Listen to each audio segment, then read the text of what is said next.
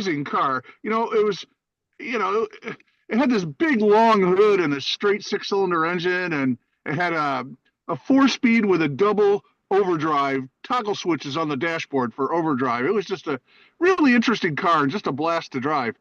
Well, he had it all apart one day because they were going to paint it. So he had all the trim off the car and everything, and it was kind of getting cold because this was up in Poughkeepsie, New York. So he took the windshield off, and it was a convertible, and he was driving this thing to work, and he looked like Snoopy with the glasses and the scarf flowing out the back of the car because it didn't have any windshield, and the top was down, and he got stopped on some state road in Poughkeepsie, and the policeman came up to him and said, "We're going to give you a ticket because you don't have any windshield wipers." And Pete looked at him and said, "Well, I don't have any windshield." And he says, the law doesn't say anything about not having a windshield, but it does say you're supposed to have windshield wipers. So he gave him a ticket for not having windshield wipers, and the car didn't even have any windshield or windows or anything. It was the funniest thing. Then he got he probably won that case when he went into the courtroom. That's it. Well, he probably didn't smile when he was driving. I laughed my ass off, though. It was really funny. Hey, well, welcome everybody to Thinking Out Loud with Friends, the SoundBroker. 311 consecutive weeks in a row, man. That's pretty amazing. And today we're going to be talking about whatever we want to talk about. Just remember, everything you hear today is an opinion. The theme of the show, of course, I thought would be, what's the theme of the show? Getting better, getting older. What's the benefits of getting older? There you go. What's the benefits? Is it fact or fiction? I heard a long time ago that youth is wasted on the young. What do you guys think about that? Anyway. Here's what I think. First off, it obviously getting old causes insanity because I'm looking at Greg Baker and he appears to have cut off all his hair.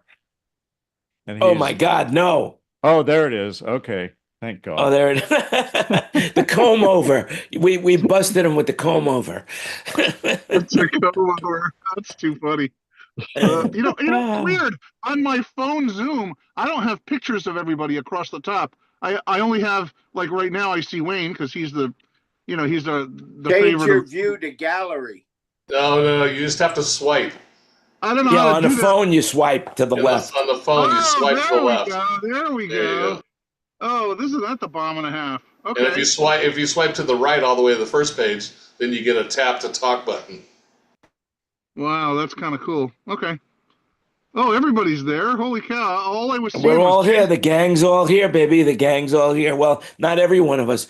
Kenny went to see No Doubt, so there's no doubt he won't be here.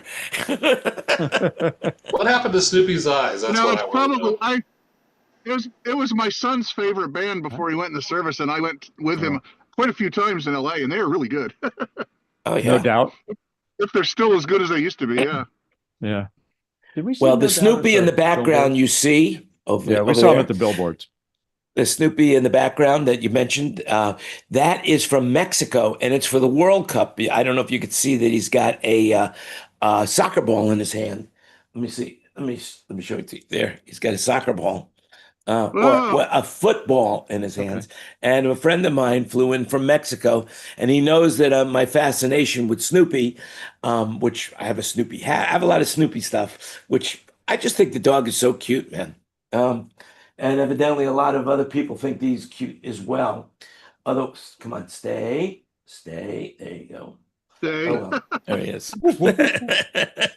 His eyes are there. It's just the way it was sitting. It didn't look like he had any eyes. Yeah. So anyway, yeah, it's cool. It's a cool little. It was my birthday present. It was really nice. I loved it. Anyway, what's going on, everybody? What's happening? Anybody have anything new to say? I had some fun doing the UFL football games the last couple of weeks. Those were very interesting to try to mix. Sub-mix, I should say. I'm not mixing them, but just dealing with all the player mics and the quarterbacks and trying to figure out who's on the field when all the camera guys are shooting like this. You can't see the number of the jersey. But But yeah, it was fun. I got one more in Orlando. I'm gonna maybe come down and see Mr. Baker. Yep. What'd you say? The 20th you're going to be loading in? The 20th is my travel day, so that would be the day that would. Okay, so it'd be the 21st is the game? 21st is a set day. Oh, then it's not a game. I don't have my calendar in front of me. Yeah, the game is on Friday the 22nd. Okay. So I travel on the 20th, the set day on the 21st, game on the 22nd, come home on the 23rd. Yeah, next Wednesday I'll try and make it, but I'll be on the road heading for Park City, Utah on next Wednesday. You going skiing? No, I got to work at the Deerfield, at the Deer Valley Hyatt up there. We're doing one evening show on the, let's see, the 20th and 22nd. And then we load in on the 21st and the show's the 22nd. And then I drive home on 23rd. Yeah. By the way, congratulations for all you guys that worked on the Milken show. We got 3 people in the room that worked on the Milken World Convention there. And where was it? The Beverly Wilshire? Hilton. Beverly Hilton. Beverly Hilton? Yeah. Good job, guys. So good job. Yeah, good job. we were de-feedbacking. We were de-feedbacking. yeah, our 3 at our end, all 3 spaces, Bruce's space, which was the Beverly Hills Salon, my space, which was the called the California Terrace, and the guy inside the Beverly Hills Ballroom.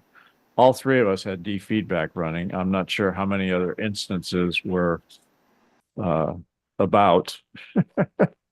Hey, look, there you go. Look at that. There you go. Oh, there's some Look at criminals. that. So is that did they finish that parking garage to the? No, that Last- the whole place is just torn to shreds. They tore down more of the hotel too. They put the whole security and the food area for the crew out in the road on Santa Monica, and then where you come in the front door on Wilshire, the front door on the opposite side of LA Park, which is no longer there anymore. They built a big deck out there for the press and a ballroom at the end of the tent, which went up a long ways. It was a few 100 feet long. So And you can drive in there again? Because last time I was there, they had that road all shut down. No, you can't. You gotta. Even the valet guys are driving over to the parking garage. Everybody has to take the shuttles back and forth. They have 24-hour shuttles back and forth to the parking garage, which is like 4 or 5 blocks away, behind the Century Plaza Hotel. Have you guys stayed there? Wayne stayed, but they In the don't. past, I don't think the Yeah. rooms I was stayed in are in existence anymore at the moment. I didn't like that place.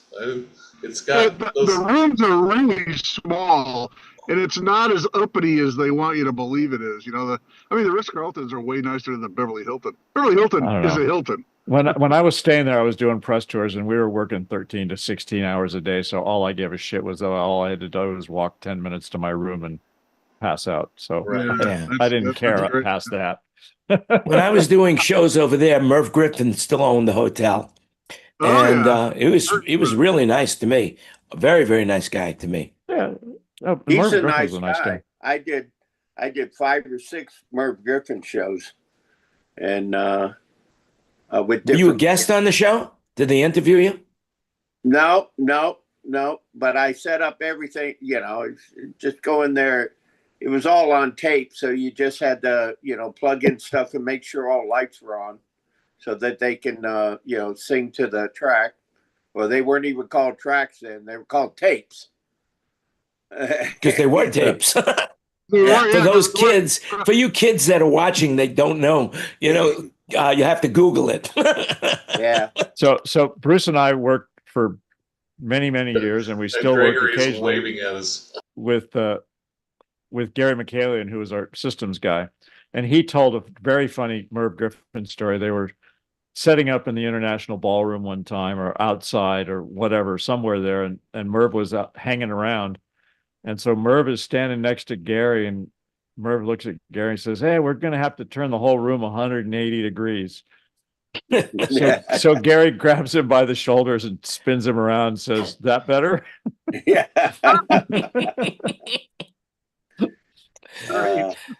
No, So Murph was really Gary, connected, a very rich guy, and that's why to this day, the Hollywood Press, where they do the what is it called, the the Hollywood Golden Press, Globes, right?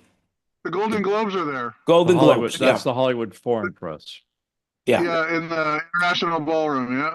Yep. yep, been there. And George Slaughter did a lot of shows there, and I worked for George doing a bunch of stuff. It was pretty Oh cool. yeah. We used to go up there all the time to do their big fundraisers when AVHQ was the in-hotel vendor. And they bring us up from the staging office to when they had a big fundraiser dinner because they didn't have the capability of doing it. And we used to go up there all the time, and it was quite an interesting place. Yeah, A cool room, yeah. I remember one story over there, which wasn't a really pleasant remembrance. I was doing the production for Carousel of Hope Ball, and that's huge. That was Marvin and Barbara Davis. That you know who those guys were. They owned Paramount Studios at the time. He owned an oil company, super rich. He In owned the Fox. audience, He what? sold Fox to Murdoch. That's how he owned 20th Century Fox, which is even bigger than Paramount. Yeah, And anyway. Mr. Davis's dad was one of the original Club 33 people. He was one of the original Disney Club 33 people. And here's an interesting story, Greg. His father was really Mr. Davis. So there you have it. That was his name. So it was very good, But anyway, I mean, that was a big, big, big event. Sean Connery was one of the guests of honor. I mean, there was so many celebrities in that, because these guys, George Slaughter was producing at the time, Laugh-In. Or maybe not at that point, but he pulled out all the stops, invited everybody, and so for the wireless Wrangler, I hired Harry Connick's front of house engineer, Oh wow. and I'm not going to mention his name, but his only job was to hand out wireless microphones to the people as they went on stage. And he hands Barbara Davis, who's her event, hands her the microphone and forgets to turn it on. Needless to say, that was the last time I ever worked for George Slaughter. That's all it takes. It didn't matter whose fault it was my fault because I hired that guy. It was a resume generating event. It was definitely so. Definitely so. That's funny. So while I was doing the show there, they had a giant screen of the future of that hotel and what all that construction is going to end up looking like. And it looks like a lot of traffic. That's what it looks like. Well, it's really impressive. There's an entire park being built, plus giant buildings, and that entire area that used to be the parking lot is now greenery and a couple of buildings. Aren't they trying to build underground rail systems right now? Isn't the boring company going to be boring underneath the 405? They've been going under Wilshire. They just opened 3 stations that goes to La Cienega now from downtown, and eventually it's going to end up in Beverly Hills. So they'll be digging under Wilshire soon. Wow. Huh. That sounds like a name of a good band, Digging Under Wilshire, Well, that area right across the street from the hotel, that's all a big park and like a running deal. It's all kind of part of zigzags through over there. The greenery of Beverly Hills. Yeah, it's beautiful out there. Speaking of congestion, the World Cup is coming right there, right? The World Cup, because at SoCal, Katy Perry is going to be the opening act for the World Cup. Well, the prices are so high and the hotels are so high and gas is so high that the hotel owners are all complaining they're not getting any reservations. People are not coming yet. Yes, and one of the big issues is all the hotel employees that are in the union have all vied for huge raises while the everything's up. I mean, and you know what? And people are going to book, and they're not going to stay there, and it's going to be a huge crash. Well, in Los Angeles, or where is it? At MetLife Stadium in New York, they, there's no parking because of the security event.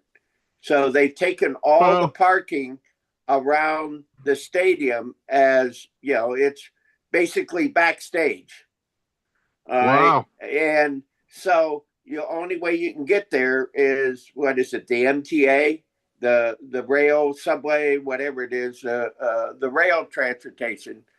And it's $30 each way. So you're paying $60 just to ride the subway, basically, to go From to the parking event. structure to the main structure. No, there is no parking at Met Stadium for World Cup events. So they only want people to come there with mass transit. Yep. And charging. it's Yeah, I don't know who can ride. afford a ticket. The tickets are like, you know, $14,000-$15,000. Yeah, for It's the insane. final, they're talking. There's some seats up to $1 million. They're selling seats behind the goals. Yeah, you can find them in the app. They're $1.2 million. Well, that's good because I only paid 750,000. I paid only 750,000 for mine, so now I can sell them for a profit. I could be a scalper. There you go. So is there like I was told that there's like 11 games before the actual big game. Oh, Does that sound right? Yeah, it's a whole tournament. Yeah, it's a whole Right. tournament. Well, It starts in June and ends in July 19th. well, what I'm hearing is that they're having a terrible time dealing with figuring out security for all the events. Mm-hmm. Oh, I wouldn't doubt it, especially now. And isn't it in multiple countries at the same time? Canada, Mexico, and the U.S. Yeah. I mean, Mexico, I'm sure is probably going to be the hugest turnout because, you know, people in South America they're born with a soccer ball in their crib, you know? Yeah, so it's going to be interesting. Why would it be any more difficult? Away from it. Why would so it be far away? Yeah. I'm sorry, Greg. I was just saying, I'm staying so far away from that event. I got cousins who are working. Me too. I'm a part of it. At the Kansas City events, and I just said, "Have at it, Scott. Have fun." I just wonder what makes it so much more difficult. I mean, they do this every 4 years. It's not like FIFA hasn't got it figured out. It just whatever they thought America they're going for as much money as they can, and I guess we'll see if they can get it. Like I said, I thought when F1 came to Vegas that they had pummeled the depths of money extraction, but no, when it came to Vegas, money extraction. Well, there are more billionaires now than ever before. I mean, there's a huge amount of billionaires. Go to the World Cup, and I'll stay at home and watch the damn game. You know, I don't enjoy soccer that much anyway, so I'm not going to watch any of it. So right now, the richest man in the world, Elon Musk, is worth $827.7 billion with a B. And let's see who else is next on the list. And $84.25 of that is in cash. Yeah, it's amazing. And he can't okay, the second richest guy is Larry Page, and he's like nowhere near Elon Musk. He's only got $326.98 billion. And then Sergey Brin, peanuts, Google, $301 billion, and Jeff Bezos, of course, he lost a lot in his divorce to Mackenzie, which basically, she's amazing. She is giving away so much money to charity. It's phenomenal. And he's putting money in a rocket ship that looks like a penis to go up to space, unbelievable. And he's worth $276 billion. Then Larry Ellison, $237 billion. Mark Zuckerberg, $211 million.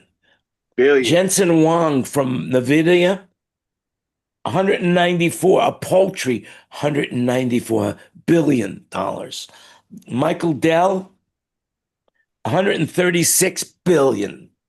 And the Rob Walton family, $149 billion. This comes from Forbes. I'll throw the link in the YouTube chat, if you want to keep track of it. It's real time money. So, My $29.50 of value is paltry compared to these guys. But it goes a long way in Thailand.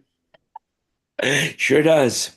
Although Thailand is getting really squeezed right now because most of their oil and fertilizer comes from the Middle East, and they are making, they're scrambling right now to they're scrambling.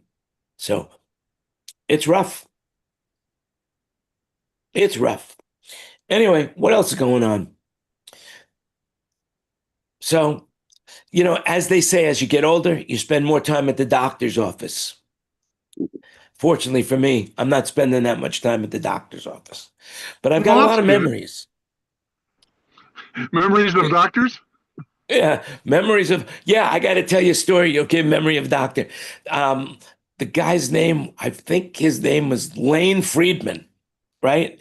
And every time this is when I first moved to Las Vegas, and I got a new, and every time I go in there, every 6 months or so for whatever, he'd always say to me, "Did I check your prostate last time you were here?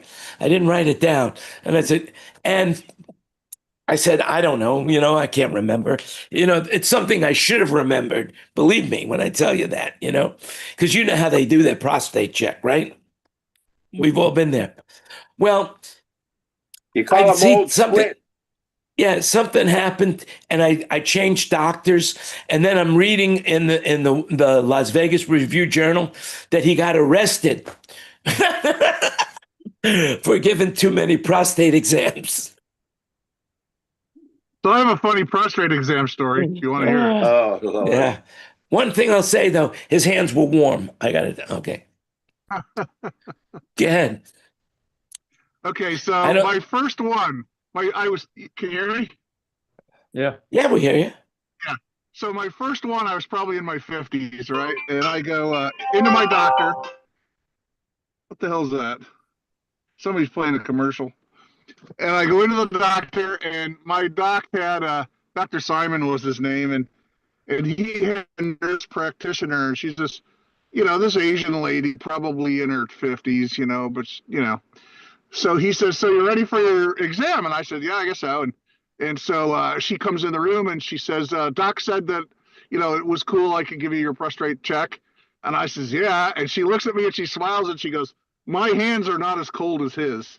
And I said, "Well, thank God for that." Right. So I had my clothes off and the gown on. Right. And so, she does it. Right. And right when she's pulling her hand out, my clothes are, sort of draped over the chair, and my cell phone was in the pocket of my pants, and my phone rings, all right?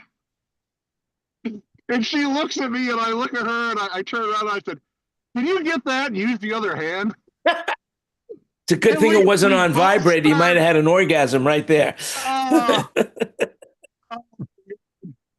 So we both start laughing, and then there's a knock on the door, and it's the nurse, and she says, "You guys okay in there?" And I was like, "Yeah, we're fine." But yeah, that's my funny prostate story. So, Yeah, well, it's nothing to laugh about. The other day, I said, I was talking to one of my AI things, like Alexa or Siri or one of those that happen to be about Google. And I said, "Hey, give me my flash briefing," which basically tells me about the day. And it starts off by saying, "I'll tell you a joke first." And the joke, I thought was kind of funny. He says, why are shrimp not willing to share their treasure with you?" Because they're shellfish. They're selfish shellfish. So my You'll be wife telling that is joke later now, today. she's developed a relationship with ChatGPT, and it's this lady's voice, and we named her Matilda. And how we've been using chat is we'll go on a trip, a driving trip, and we'll tell Matilda, "Okay, here's the things that we want to do today," give us an itinerary, and she has been right on the money as far as time to get places and what to do while we're there. And we were driving across some state one time, and Annie said, "Let's have lunch." So she asked Matilda. She says, "Here, we're near this town off the freeway. Where's a good place to have lunch?" Well, she named off the top 3 places in the area. And we've done that so many times now, and every place that she has suggested has been really good. And, as leery as I am about ChatGPT, about AI, she's really, we've been having a good time with it, when we go on trips and drive places. Well, you have to be It's pretty careful because interesting. sometimes AI will give you bad directions. That's why they say whenever you do an AI thing, there's always a disclaimer that, that you better double check it or whatever. But I was watching Mac Break Weekly with Leo Laporte, and you can Google that. And last week's show, or this week, he records it on Tuesday. Towards the very end, about 20 minutes before the end, he talks about this guy that makes these touring apps of where you could download these maps, and it tells you everything about the area that you're going into, which he swears by. They're like driving tours, and he was in Hawaii, and he downloaded this thing, and it's a really good idea. I can't remember the guy's name. It's like Sharks or Shubs or something like that. So Leo Laporte, Yeah, the still first on, time- the first- still on the air. God, yeah. Oh man, I used to love when I lived up north, in the valley. Man, yeah, I mean, I met him like 10, 12 times, easy. He's such a nice guy. So He really is a nice guy, super nice guy. What's the name of his show now? Well, it's called Twit TV is what he has. So he does a lot of shows. He does This Week with Google. He does Home Inventions.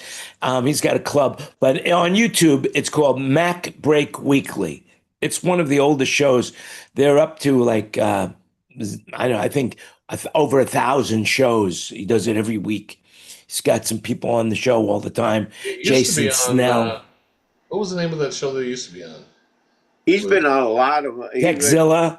I think he was on Techzilla. He used to be the local guy in one of the San California Francisco. stations. Yeah, he was one of the big guys in the San Francisco Bay Area stations for. Yeah, he's a radio guy. He's got that radio voice. Yep. Yeah, but he had a YouTube thing early on. I think it was a TV series, wasn't it? Where they would talk tech. He had TV shows. Yeah. I'm trying to remember what the name of it was called. It was him and somebody else, or him and 2 other people. It's like a Mythbusters, but it wasn't Mythbusters. It was. I think it was called Techzilla or something like that. Yeah. Tech something. Yeah. Yeah. But yeah, he's been. Gosh, I remember seeing him at the Next Computer launch event. Yeah. So he had some sort of name for himself, like Mr. Tech or something like that. I forgot what it is. I forgot. It's been a long time. Good guy. But anyway, if you're gonna go do some traveling, about 20 minutes before the end of the show, he talks about it in his picks of the week. So, by the way, he also mentioned something, and I was gonna buy it, and I didn't buy it because I thought it was a little bit crazy. It's called the Scotty vest. Have you heard about this stuff? A Scotty vest? I bought one for my friend Pub in Bhutan about 10 years ago, 12 years ago. It's a vest that has pockets for everything. And you put about 10 pounds of electronics on, but because right now they're weighing your carry-ons. Yeah. Yeah, you still got to take it off. Well, I don't know whether you have to definitely take it off. Who's weighing carry-ons? Oh, here in Thailand they weigh. A lot of people are. I'll let you know next month, or Fred will let you know next week. I haven't had anything weighed. Yeah, if you fly internationally, you will. Oh, interesting. You I fly remember. local here, they weigh it and they check the size. So And I what's the had to weight buy a limit? new bag because I love that porta case that David had found for me. It's just an amazing suitcase, but it's too heavy and I can't put anything in it. But now with this Scotty vest thing, I'm going to probably buy one. And it has a million pockets and you just take it off and you put it on the belt and it goes through. Well, I So what's remember. the weight limit of checked baggage on in Yeah, yeah. 8 kilos. Yeah. I don't know what that means. How many pounds? That's 16 16 pounds? pounds. Something like that. Oh Oh my Jesus, God. that's nothing. I'd be We're in trouble, screwed Wayne. because Yeah. my Pelican weighs about 30, 40 pounds. Yeah, Yeah. my carry on with my 3 laptops and it like blows away 16 pounds. Well, I remember going to. It wasn't too long ago. It was about 2014 when I would fly out of Don Mon Airport to Bhutan. Every passenger had to step on a scale, and then they would assign you a seat. Really? So, Yeah, because those are small puddle jumpers. So yeah, Yeah, they this- have to know well, that. yeah, The smaller planes, they do that. Yeah. yeah. Yeah. So yeah, I thought it was the weirdest thing. I'd never been weighed before going onto a plane, and I just said, "What?" And they said, "Oh, well, you're in row 1." I said, "Okay, well, this is a good deal." Well, it's a good thing you didn't have a lisp at the time. That's all I could say.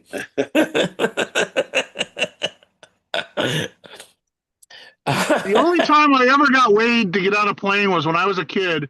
My dad we used to go up to Sky Acres Airport, which was a private airport where people had like Cessnas and shit like that, and we used to pay however much it was, to take a ride, a half an hour ride in an airplane, and they were like Cessna 6-seaters or whatever, and we all had to get weighed because that we had to keep the plane under a certain weight with the pilot, and it was my mom and my dad and my 2 brothers and I, and they weighed us all before we got in the plane. So that's the only time I remember ever being weighed. I was like 10 years old then.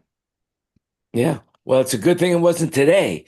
I'll tell you, it's just, hey, have you ever been a member of the Mile High Club, Bruce? You look like that kind of guy to me.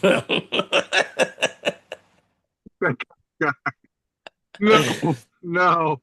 I've only I weighed have. myself I have. occasionally. I could say that I have. Those bathrooms are getting awful small. Really? No, you're just getting bigger. Man, Oh yeah, the bathroom's getting awfully small. those Not on an A380. yeah, they're getting really small. Yeah, those were the days. Those are the good old days, boy. Yeah, that is the good old days. The good old days. So what else is early going on on? when I first started flying, I flew up from Jacksonville to New York, and it was a red eye, and we had so few people on the plane that they moved us up to first class so that we could all sit in first class. There was so few people on the plane, and you know what? That planes used to fly with 20 people in them, and they don't anymore. Now they oversell the hell out of them.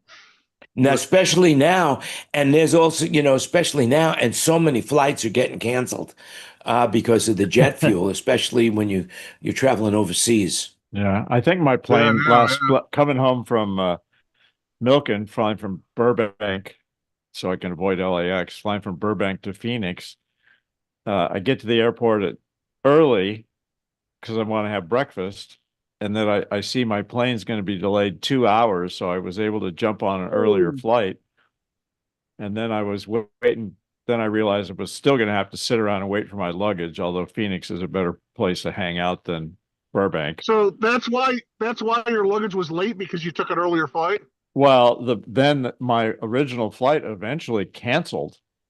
So I went into the Southwest luggage office and they said, well, your luggage got put on the next flight that was coming.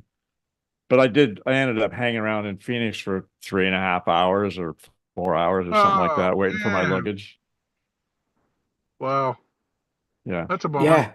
Oh, Now, well. didn't Spirit fly in your neck of the woods, but they're no longer flying anywhere, I guess. I've Yeah. never flown them. I They're never all had any going to interest in Goodyear, flying them. Arizona right now. I I don't know. wouldn't fly I think I Spirit. mentioned that. I Frontier mentioned either. this before.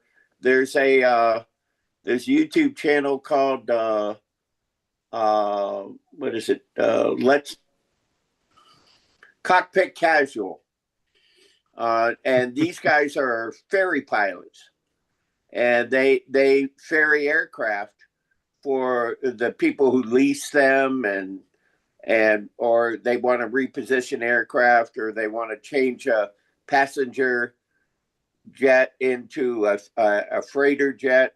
So at any rate, they're all over the news right now because they're ferrying all these Spirit jets into the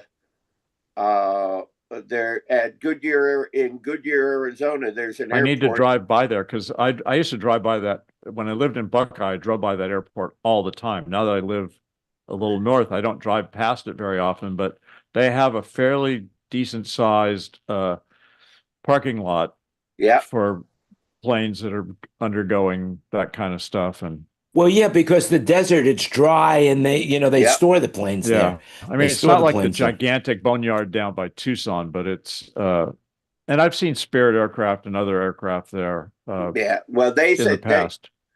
he just said he was on. Yeah, he actually they interviewed him on the news. Bob is his name, one of the Bob and Steve.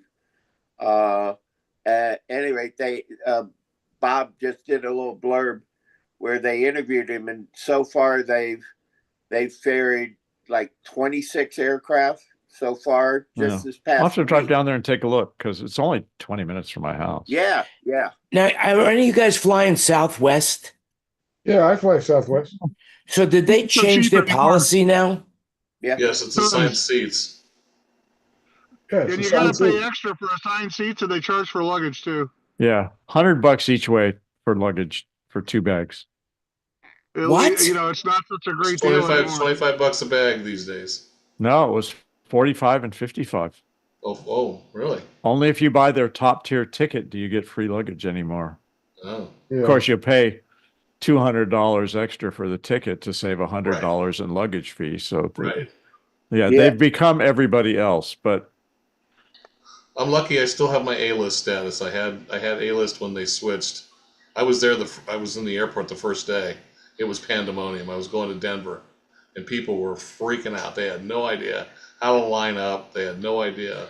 I mean, it was crazy. So- And then last week they implemented, like, so you used to have Group 1 and Group 2 first. Well, now they have, where the Group 2 line, they have A-list. So now it's A-list in Group 1. And then once A-list goes, then they put the Group 2 sign up. So that in the last week has caused even more confusion because people were walking up there going, where's Group 2? Like, well, you have to wait for the A-list people. The A-list people. Ooh. Does the pilot greet you when you're walking on the plane? Sometimes. Sometimes. Yeah. Yeah. So that happened to me once. I asked him if he checked the water and oil. Well, sometimes, Yeah, sometimes they do. you I don't love- see Actually, you don't they see many do. pilots anymore greeting you there. Usually they're doing the flight checks, Yeah, pre-flight checks. usually they see you on the way out, but on the way in, sometimes they're done with what they're doing. It's really cool when they bring the little kids that are interested in that stuff, and they'll give them a little tour of the deal and give them some wings and stuff. It's really They have fun to trading see. cards now too. So Oh, cool. Now, are they still kind of humorous on Fridays and stuff? Every day, depends. every day. Depends on the crew. I But don't think they're most quite of as the time funny as they used to be. they're not. Yeah, they're definitely not as. They used to have all kinds of really fun stuff, but they'll find out who's going to have a birthday, or they'll have some team will be on the bus or whatever, and they'll talk about it. Now, I mean, I are would like they- them to are bring they not back throw a serving- random passenger off the plane during flight Fridays. Yeah, I'm seeing Oh. stories like that on the news all the time where they're throwing people off the plane. Well, they You know, had a one lot of here rowdy just shit. yesterday or whatever it was. They had to divert to Portland. They had like 8 guys sitting on the guy that was being unruly. Well, I didn't see Wow. that one. That's Oh insane. yeah, it was some guy freaked out when he got up in the air, and the passengers had to restrain him. Wow. You want to talk about bad luck? This guy running across the airport getting hit by a plane in Denver? That was a I mean- suicide. It was suicide. That was a suicide. He left a note and everything. Oh, really? Yeah. Wow. He really had to plan that to just get to the exact right time to get sucked into an engine. Well, he just ran out into the runway. He stood there and watched. They got him on infrared camera. I watched the YouTube video of it yesterday. They have infrared cameras that look at the fields, and you can see him climb the fence or get through the fence, however he did. And he walks over and he waits, and as soon as the jet took off, he just ran out into the runway. That was total suicide. but the timing to get caught in the engine. Well, I don't think he planned to get hit in the engine. It just happened to be what it was. He was just wanting to be hit by an airplane, I guess. What a way to go, man. What a way to go. Fact or fiction? Unbelievable. The fact that the plane didn't go off the end of the runway, they still had time. They were literally right at V1, and they still had time to stop the plane. That was pretty incredible. And get the fire out. Yeah. Yeah, that's pretty amazing that it started, and he was I guess he didn't have explosives on him. No. It just happened to be that when the plane hit him, it started on fire. He The got engine sucked started. into the engine. Yeah, the engine started on fire, yeah. I wish people that want to commit suicide would have the decency to just do it solo without inflicting everybody else with it. Well, we had Here one we here go, last guys. week. The guy jumped off the See you, stack Bruce. here. Remember that Hey, plane? Hi, Bruce, have a Bruce. great week. Tell your Right. wife we said hello. Did you see that one last week, Bruce? The guy jumped off the stack on the I-10. Oh. Oh my God. It's insane. I agree with you, but they make it hard. There's no, like if your dog was sick and, you go to the vet and the vet says, well, he's suffering, they'll put him down for you, but a human being, we don't have that luxury. Well, Well, Unless you live here's in Oregon. I have an interesting story about this.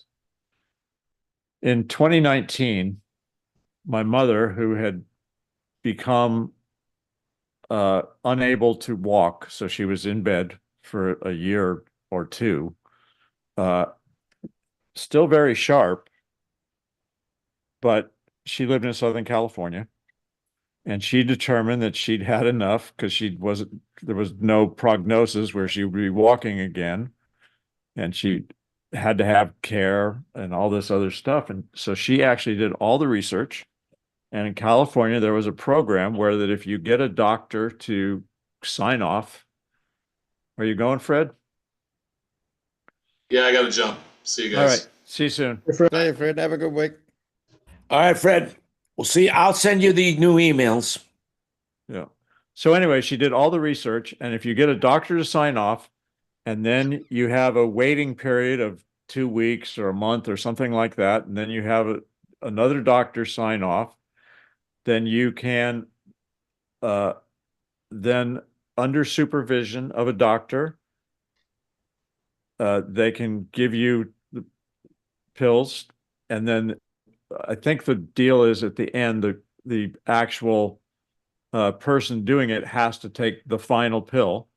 But she was able to self-euthanize legally with permission in California. And, we were able, I have a brother and a sister, so we were able to all be there for a couple of days and, have some remembrances and closure and everything else. And so actually, if somebody is terminal and they're going to die, I can't think of a better way, which is one of the reasons I have issues with really hard line no euthanasia. But then again, I also have problems in the way they're implementing it in Canada, where I just saw a headline where some woman got euthanized and she didn't want to be So I think you have to have strict controls, but you know, in that particular situation, it was absolutely the right thing to do. So Don't they have that in Oregon as well? I believe. I think that's what Fred was alluding to. Yeah. Well, I know Yeah. that the hospice lines, whatever, if there's someone's kind of incapacitated and around there, they start putting them on a morphine drip and keep turning it up till they pass.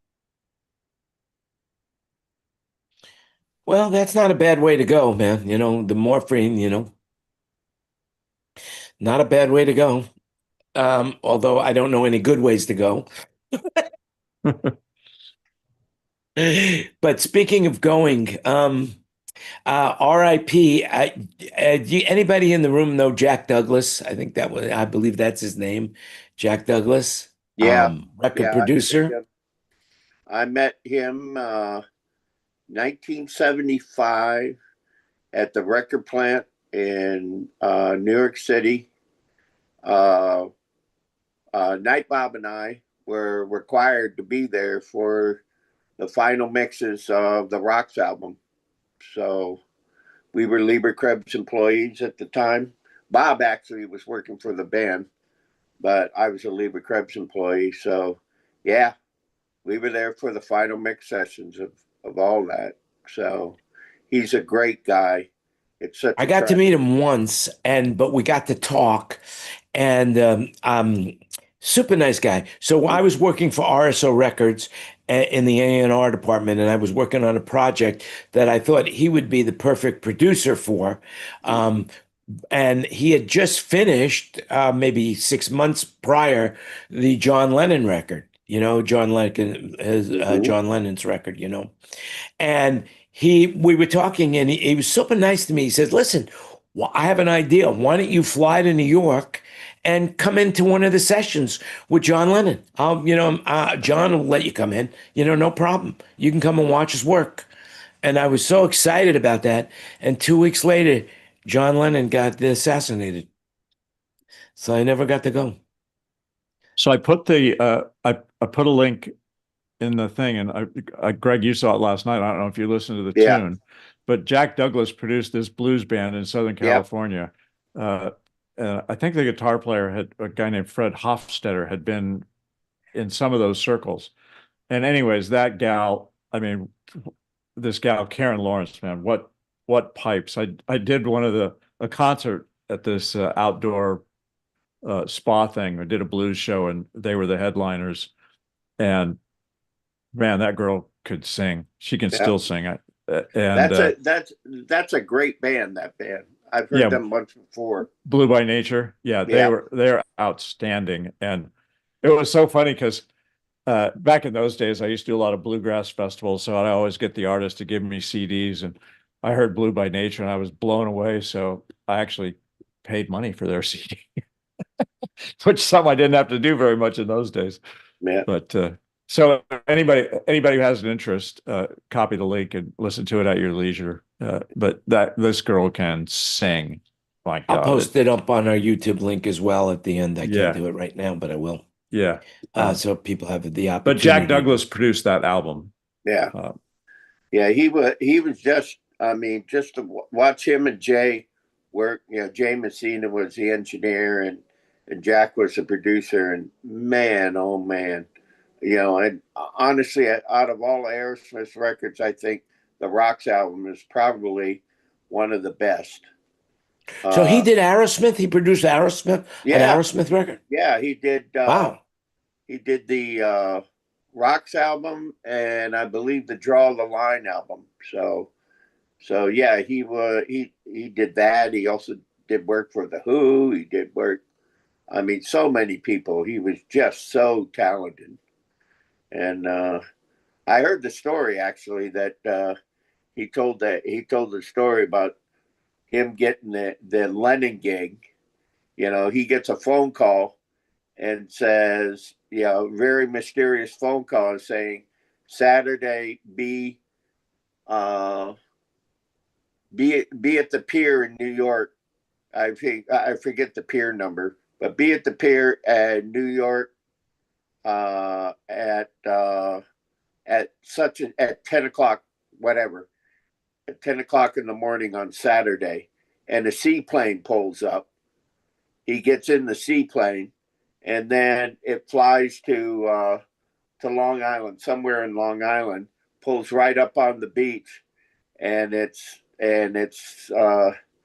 he's met by Yoko, and that's where he goes in to talk about what they want to do for that album that he did. Wow, that's a fascinating story.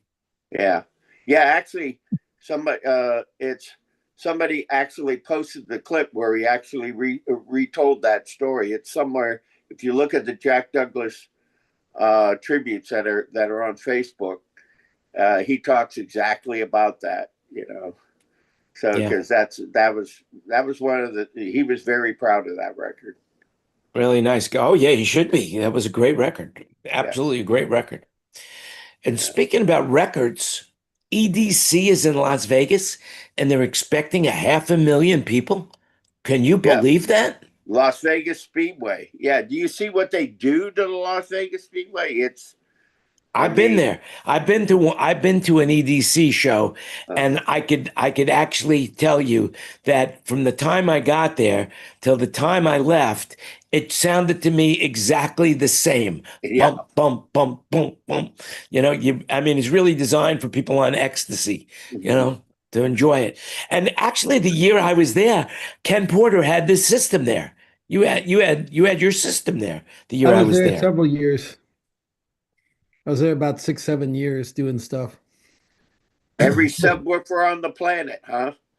Well, you just put up the array right. What we call fat stacks, where I had an infra on the bottom and 2 J subs on top of it, and then had them powered. And what I would do is delay the infra like 1 millisecond, because it was flat field, and then it was forced the sub farther out into field and we'll keep it from going up. But you had hundreds of them. Hundreds. Yeah, I think we had 32 stacks going across the stage at the start finish line. Ooh. And the stage itself that year had to be at least, 300 feet long. I mean, it was huge. It was a huge stage. And it was all connected. It's all Say lights again? and video. It's all about the lights and video in some theory. And the drugs. The interesting one is that about 3:30 in the morning, I kept I had a drink sitting on I had a water bottle sitting on the trunk next to the console, and it kept bouncing off the trunk. And so I went a little bit later, went to the bathroom and opened up the porta potty door, and every time there was a pile of toilet paper, and every time the bass hit, it was rolling toilet paper off the reel. Oh man. And I'll tell you something. They get huge money. I mean, the VIP seats were huge money. And I remember going to the bathroom.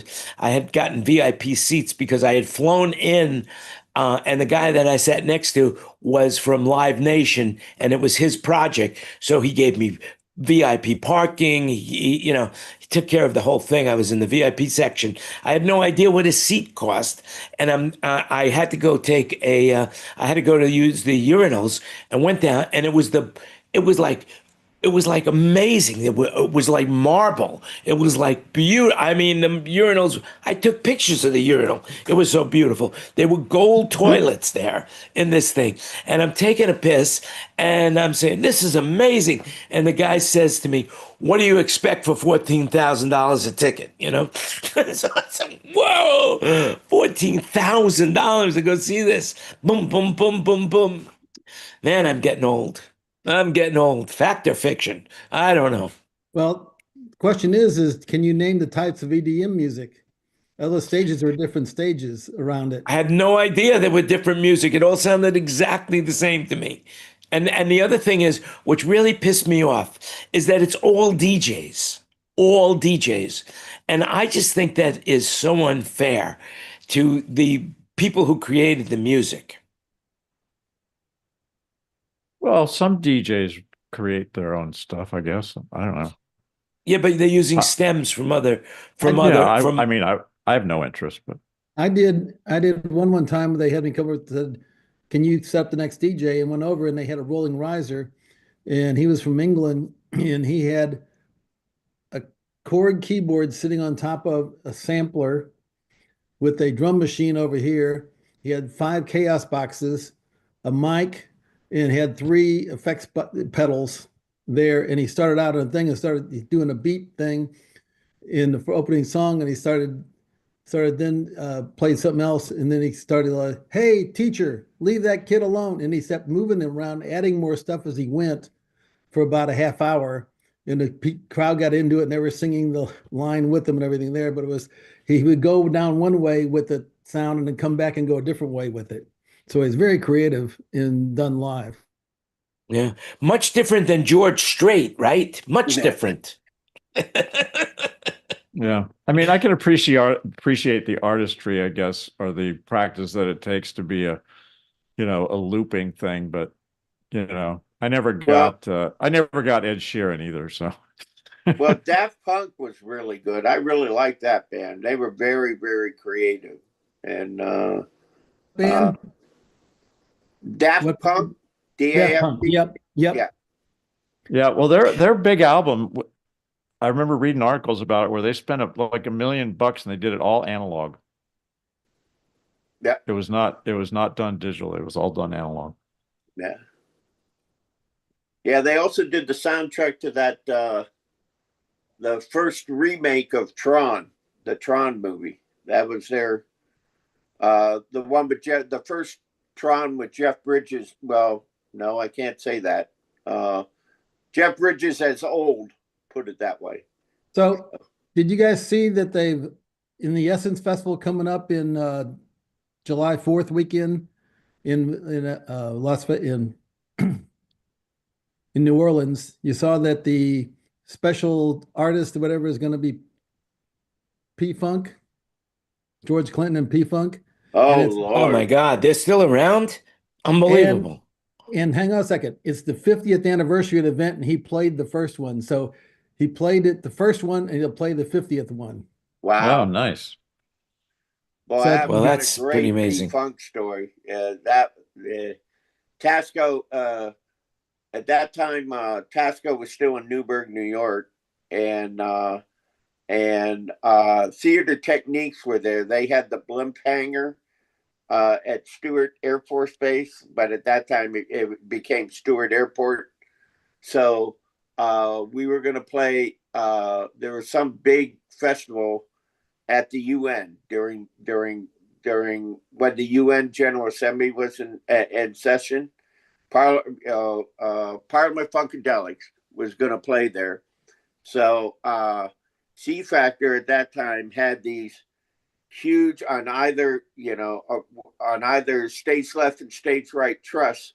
They had these huge Mylar platform tennis shoes that would go up and down and tap to the beat. These things were like 18 feet tall, and so we're there setting up, and everybody gets the stage left side done, and then they go to get the Mylar shoe for the stage right, and like a gang or a group of kids actually stole that wraparound prop, and they were running down the street, and there's this huge 18-foot high silver Mylar high top shoe going down the street with like 12 cops chasing after him, and they're running with this shoe down the street. They caught him about 8 blocks down, but it was like something you'd see in a Pink Panther movie or something like that. Yeah, if it was a sneaker, they might have gotten away with it. You know? But 18-foot tall. I mean, of course you're going to get caught. But it's classic. Does your shoe boys bite? and girls, boys and girls, children of all ages. The time has come where we want to say goodbye to those people that are watching us live. I also have to get ready for a meeting with my insurance agent, my healthcare insurance. I don't know what's going on in the world with healthcare, but I can't believe how expensive healthcare is getting these days. It's amazingly expensive. Even in Thailand? Oh, well, I don't have insurance here in Thailand. Oh, In okay. Thailand, it's a little bit different, but I need American insurance, Wow. because I'm still a U.S. citizen, Yeah. and because of that, if anything went wrong, I would want to go into America to have depending on what it is. Like when I had the prostate cancer, I chose the best place in the world, John Hopkins, and that right. happens to be in Washington, D.C., Shipley Memorial, Baltimore. and yeah, well, it was the brachytherapy that I was given, which is like kind of a surgery, that was done in Shipley Hospital in Washington, D.C., which is part of John Hopkins. And then John Hopkins in Baltimore, we did the rest. We did the rest of the treatment. But that was the best place in the world for prostate cancers. Weren't John you Hopkins, staying at a friend, a relative? cousin's house. I stayed at a cousin's house. Yes. Yeah. It was great. It was great. And by the way, if you're listening, my cousin, I'm not pissed at you that you didn't wish me a happy birthday. I want you to know, not pissed, no hard feelings. All right. You better say goodbye now before he comes after you. Yeah, at least you're not bitter. Anyway, guys, anybody have anything they want to say before we say goodbye to the general public and stay in the room? Have a good day, all. Have a good day, all. And that's about it. Have a great week. Thanks, everybody, for watching. Remember, do your own research. Everything you heard today was an opinion. You make it happen. Next week will be 312. We'll be here. Be there. Oh, by the way, I know before I go, you guys got the invitation in the email. What did you think of the invitation? I was late, so I didn't look at it. I just clicked the link. I'll have to go back and read it. At least I'm honest. Anybody else see it? Anybody see it? It was a short video, right? Yeah. Very short video. And it was made by AI completely. A company that I use, we put the clips out during the week. It's called Opus Clips, and they have a new service right now where they'll create a clip for you. And so I used that because I was too lazy to do it myself, and it came out pretty good. I thought it came out great. Did anybody see on Facebook what Kurt Hare did with my picture? Yes. Wishing me a happy birthday? Yes. He created an AI David Dansky. Yep. On the corner of Winslow, Arizona. Yep.